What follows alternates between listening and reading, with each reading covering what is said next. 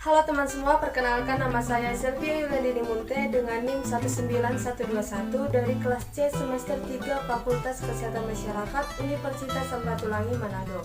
Di video ini saya akan menjelaskan strategi aplikasi promosi kesehatan dalam menghadapi pandemi COVID-19. Lokasi yang saya pilih adalah Gereja GKPS Kabanjahe Kota di Jalan Maryam Ginting, Kabanjahe, Kabupaten Karo, Sumatera Utara. Nah, gereja bisa menjadi tempat penyebaran dan penularan COVID-19, sehingga diperlukannya strategi aplikasi promosi kesehatan untuk pencegahan terjadinya penyebaran dan juga penularan saat ibadah sedang berlangsung. Target dalam strategi ini terbagi menjadi 3 bagian. Yang pertama adalah target primer, yaitu jemaat yang sedang beribadah. Kemudian target sekunder, pendeta, pimpinan gereja, tokoh-tokoh gereja.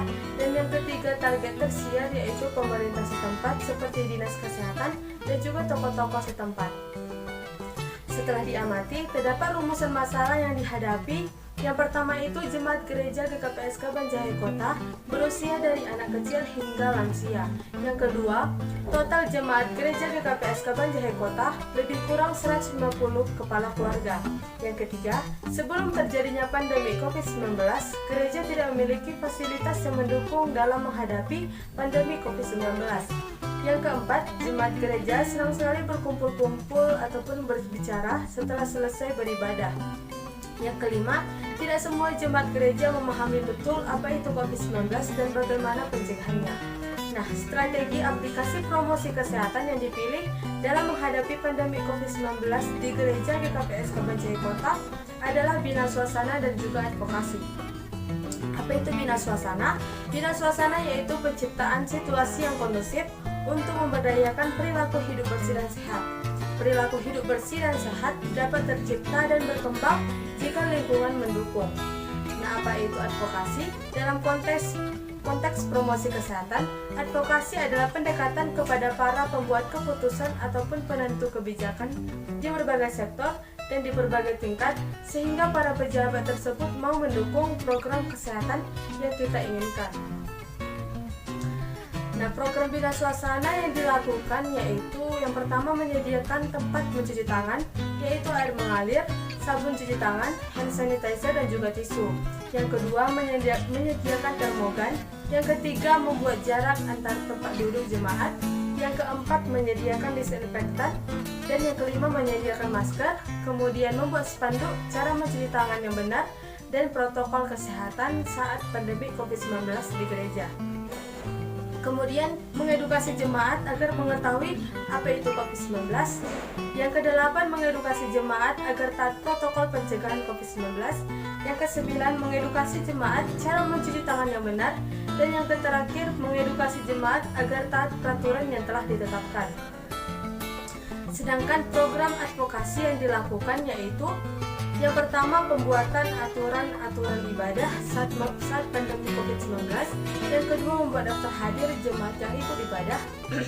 Kemudian yang ketiga, membuat aturan anak sekolah minggu ataupun anak di bawah umur dan juga lansia beribadah dari rumah saja ataupun secara online. Kemudian yang keempat, larangan bagi jemaat yang tidak memakai masker untuk ikut beribadah di gereja. Dan yang kelima, pembuatan satuan petugas Satgas COVID-19. Kemudian yang keenam, pembuatan tata cara ibadah saat pandemi COVID-19. Dan yang terakhir, pembagian jadwal ibadah menjadi 2 bagian, yaitu pagi dan juga siang. Nah, kita masuk ke analisis SWOT. Analisis SWOT terdiri dari 4 bagian. Yang pertama, kekuatan.